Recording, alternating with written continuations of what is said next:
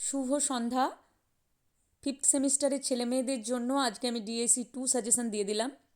আগের দিন ডিএসসি 1 দিয়ে দিয়েছি। 5 নম্বরের এবং 10 নম্বরের সমস্ত প্রশ্ন দিয়ে দিলাম, শুধু বাকি রইল সংক্ষিপ্ত প্রশ্ন।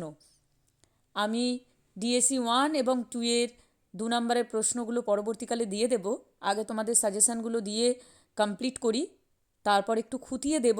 কারণ 19 শতকের কাব্য, প্রবন্ধ, নাটক এবং উপন্যাস মোটেও কিন্তু অল্প পরিসর নয়, একটা বৃহৎ সিলেবাস। ডিএসসি পেপার বলে তোমরা কিন্তু এটাকে অবহেলা করো না। একেবারে তোমাদের মেন অনার্স পেপারগুলো যেমন পরীক্ষা হবে, এটাও কিন্তু সেম পরীক্ষা হবে 60 নাম্বারই, 2, 5 এবং 10। এবং এই মার্কসগুলো কিন্তু তোমাদের পরবর্তীকালে গ্রেডেতে লাগবে। তাই শেক পেপারের মতো এটাকে এত লাইটলি নেওয়ার কিছু নেই।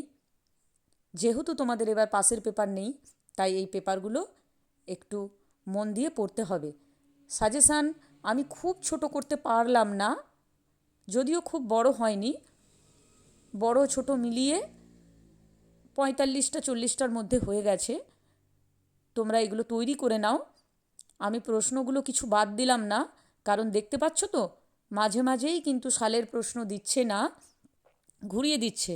যদিও এই প্রশ্নগুলো থেকে সমস্ত সাল কভার করা আছে, তবুও বলা যায় না। কারণ করোনা এবং করোনা পরবর্তীকালে কোয়েশ্চেনগুলো খুব সোজা হয়েছিল।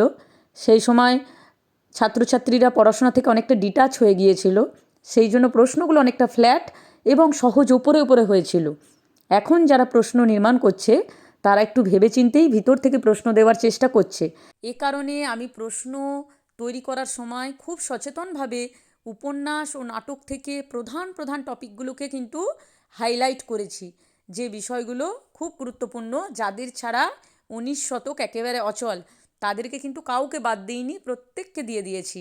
তার ভিতরে খুব খুব ইম্পর্টেন্ট যেগুলো প্রচুর পরিমাণে আসার চান্স আছে, সেইগুলো লাস্ট মিনিট সাজেশান যখন দেব তখন টুকটাক আলোচনা করে দেবো। আপাতত তোমাদের এইগুলো সব পড়তে হবে। যারা থরলি পড়তে চাও, সমস্ত কিছু পড়তে চাও, ভালো পরীক্ষা দিতে চাও, তারা অবশ্যই এই সমস্ত কিছু তৈরি করে নিও। এরপর যে সমস্ত ছাত্রছাত্রীরা চাইছো যে একেবারেই সমস্ত কিছু পড়বো না, খুব অল্প করে পড়ে পরীক্ষা দিতে যাব, তারা কিন্তু সমস্যায় পড়বে। কারণ খুব অল্প পড়ে 19 শতক কভার করা যাবে না।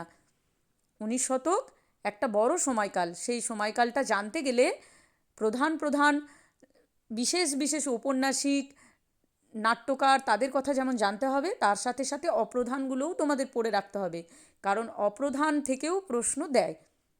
সুতরাং তোমরা এখন ভালো করে এই সাজেশানটা তৈরি করো। আর বঙ্কিমচন্দ্র, রবীন্দ্রনাথ, মধুসূদন এই টপিকগুলোকে কিন্তু ছেড়ো না। গিরিশচন্দ্র এই টপিকগুলো খুব ভালো করে মুখস্থ করো।